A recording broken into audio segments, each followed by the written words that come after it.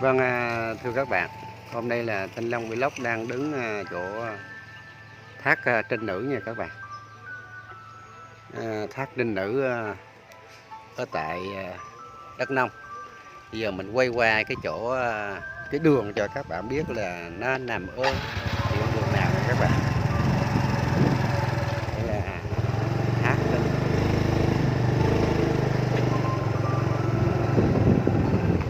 Đường Nguyễn Du với Nguyễn Du nha các bạn.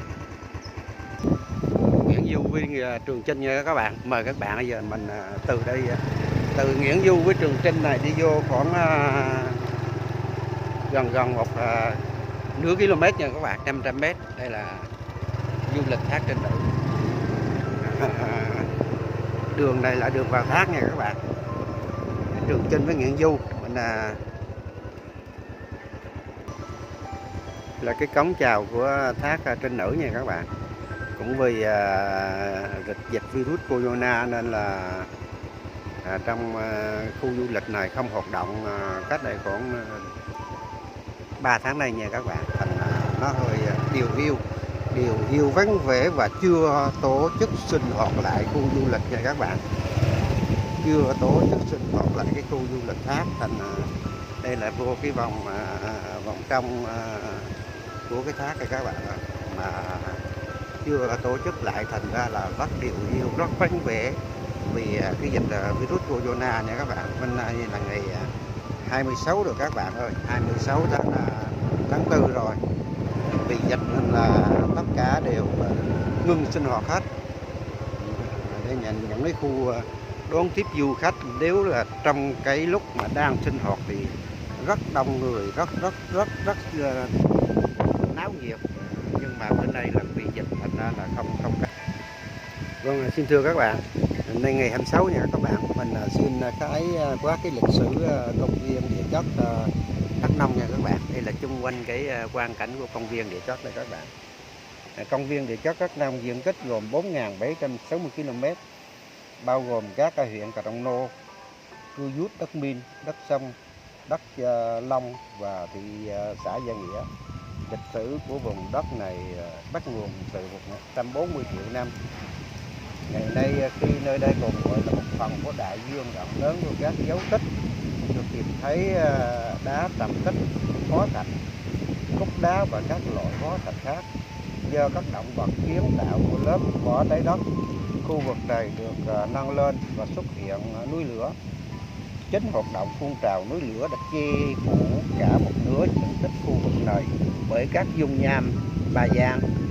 Đáng ngạc nhiên là cách đây khoảng 10.000 năm, núi lửa vẫn còn hoạt động, tạo nên hệ thống hang động núi lửa độc đáo, đồ sộ nhất khu vực Đông Nam Á. Trong đó đặc biệt là phát hiện dấu tích cư trú của người tiền sử cách đây 10.000 năm cách ngày nay. Đây cũng là quê hương thứ ba của dân tộc Dịa Mạ Mơ Nông Ede vào cuối năm thế kỷ 70 kỳ trước. Nhiều dân tộc phía Bắc đã di cư đến Đắk Nông lập nghiệp, biến nơi đây thành vùng đất màu mỡ văn hóa và hơn 40 dân tộc.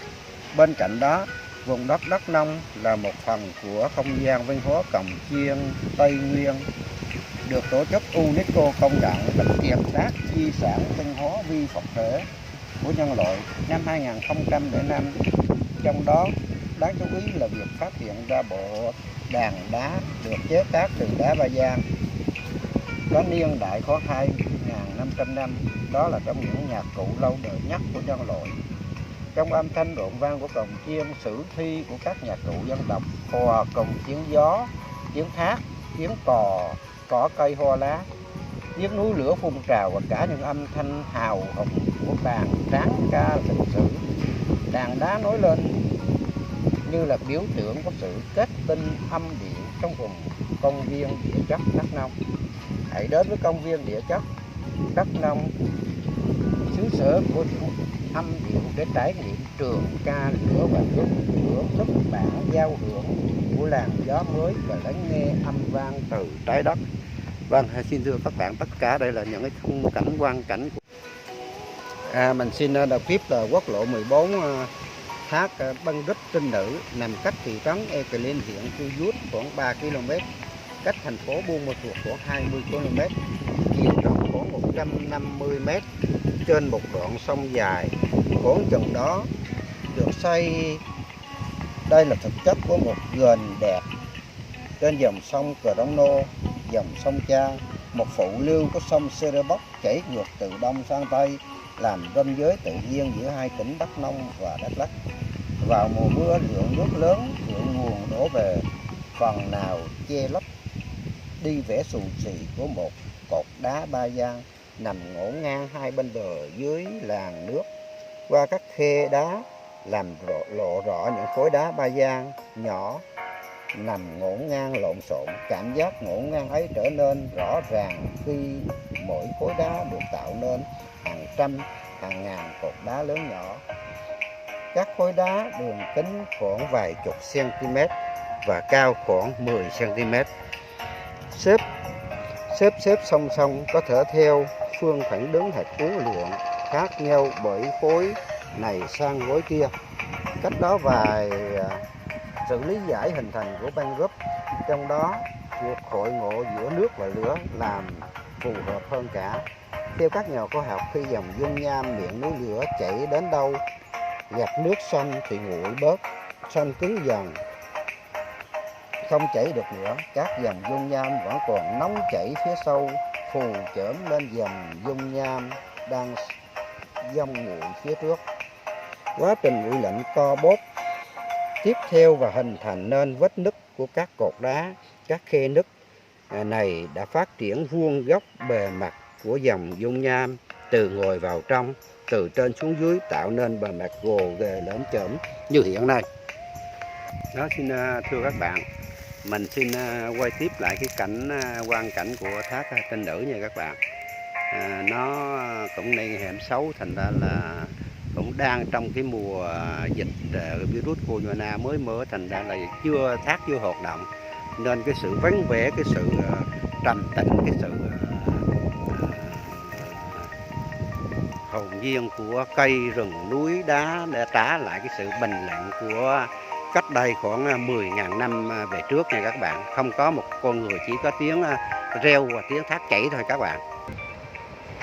Vâng, xin thưa các bạn, tất cả những phiến đá dung nham núi lửa thác Đờ Ray Sáp cách đây khoảng 10 triệu năm về trước vẫn hùng dũng hiên ngang, đứng tựa mình trên dòng sông Serepok nha các bạn. Đứng tựa mình hiên ngang sừng sững trên dòng sông Serepok. Đây các bạn nhìn, vẫn hiên ngang, vẫn hùng dũng, vẫn nguy nga, vẫn đồ sộ để thể hiện là một dòng thác lịch sử của dòng sông Serepok cách đây 10 triệu năm các bạn. Đây là một nhánh sông Serepok nha các bạn.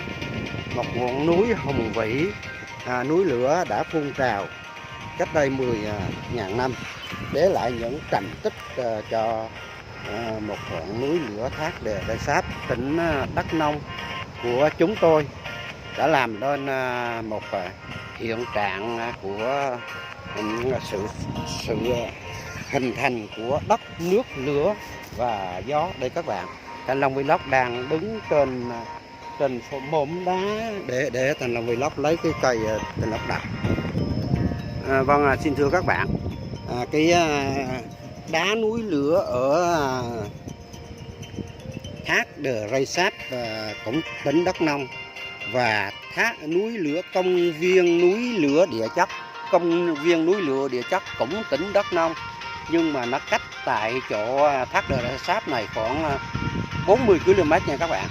Mình xin đập lại cái dung nham núi lửa nó phun trào hiện hữu. Đó là đá của thác của công viên địa chất núi lửa Cà Rông Nô là mình đã đập thử cho các bạn, và giờ mình xin đập lại cái công viên địa chất núi lửa thác Đờ Ray Sáp nha các bạn. Đây là những cái mỏm đá, mình xin đập.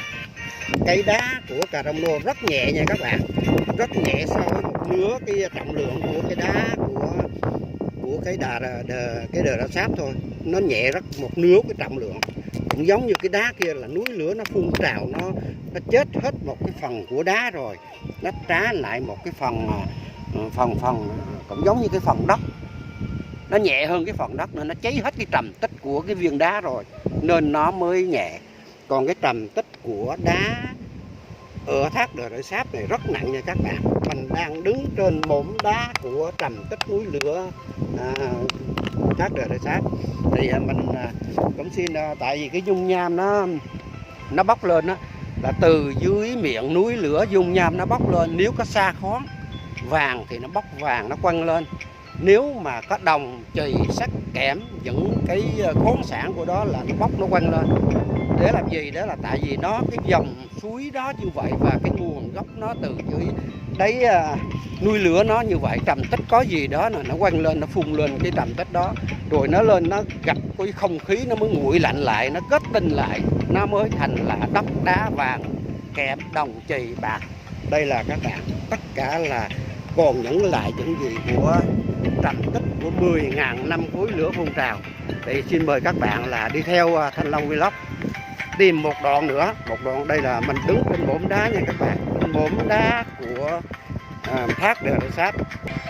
Vâng, xin thưa các bạn, Thanh Long Vlog cũng không có người đồng hành nha các bạn, cũng một mình thôi chứ không có người đồng hành. Tại vì các bạn cũng không trong chí hướng, cũng không trong nghề, thành ra là các bạn cũng không đi. Thành ra đây là những cái quan khách mà họ đến họ thăm nha các bạn, cũng có vẻ hoang tàn, cũng có vẻ điều hiu. Lý do là mới hết dịch, thành ra là chưa hoạt động trở lại, khu du lịch chưa hoạt động trở lại nên là cái khách cũng rất ít nha các bạn. Khách du lịch tham quan chỉ có 1/1000 so với ngày bình thường thôi. Thành là Thanh Long Vlog cũng hết clip đăng nên là Thanh Long Vlog sẽ đi tìm những clip đẹp, những cảnh hay, những cảnh nên thơ, những cái cảnh hùng vĩ là Thanh Long Vlog đăng cho các bạn. Đây cũng là một đoạn của cái thác Đờ Rơi Sáp rồi nha các bạn. Thưa các bạn là cái thác Đờ Rơi Sáp này, xin lỗi những oan hồn uổng tử, những chư hương vong linh, họ đã chết ở đây rất nhiều nha các bạn. Chết ở đây rất nhiều và rất nhiều. Cứ một năm trung bình khoảng một người ra đi cũng cái thác này đổ lên nha các bạn. Trung bình không biết là có một cái tâm linh gì hay không, nhưng mà nó sỏi đá, nó gập ghềnh, nó cũng muốn ra tìm những cái cảnh đẹp, những cái chỗ chụp hình đẹp, nên có lắm lúc xa chân, trượt chân. Thì mong quý vị hãy nên cẩn thận, cũng đừng nên mạo hiểm mà để chuốc lấy những cái sự nguy hiểm đến tính mạng của chúng ta. Vâng, xin thưa các bạn, đây là một cái khung cảnh của thác Đờ Rơi Sáp mà Thanh Long Vlog nay ngày 26 tháng 4. Còn cái ngày mà cũng còn mới cách dịch khoảng chưa được 1 tuần nha các bạn. Mới hết cách ly cũng chưa hết 1 tuần. Học sinh cũng chưa đi học lại, tất cả những quang cảnh con người cũng mới bắt đầu đi làm lại, bắt đầu đi sinh hoạt lại và bắt đầu tìm cái nguồn sống để lấy kế sinh nhai nuôi cho bản thân của chúng ta. Cũng hơi có vẻ chậm chạp một chút, hơi có vẻ nó trầm lắng một chút vì cái dịch virus corona nha các bạn. Nhưng mà cũng đang còn cái ca gì đó là cũng đang còn, chứ không như ở nước ngoài cũng còn rất nhiều các bạn ơi. Cái nước ngoài cũng còn đang hình thành và phát triển virus corona. Thì thôi bây giờ Thanh Long Vlog là cũng làm cái clip này là ngày 26. Thì xin nếu các bạn thân thương và thấy những cái cảnh mạo hiểm này Thanh Long đi là chỉ có một mình thôi, thì xin đồng hành với Thanh Long Vlog, like, share, comment, chia sẻ để bình luận công khai, để Thanh Long Vlog được có những clip hay và đi đến những nơi mạo hiểm để tìm ra một cái clip video hay để phục vụ cho tất cả các bạn. Xin thân thương, thân chào và chúc các bạn hạnh phúc, may mắn và thành công trong cuộc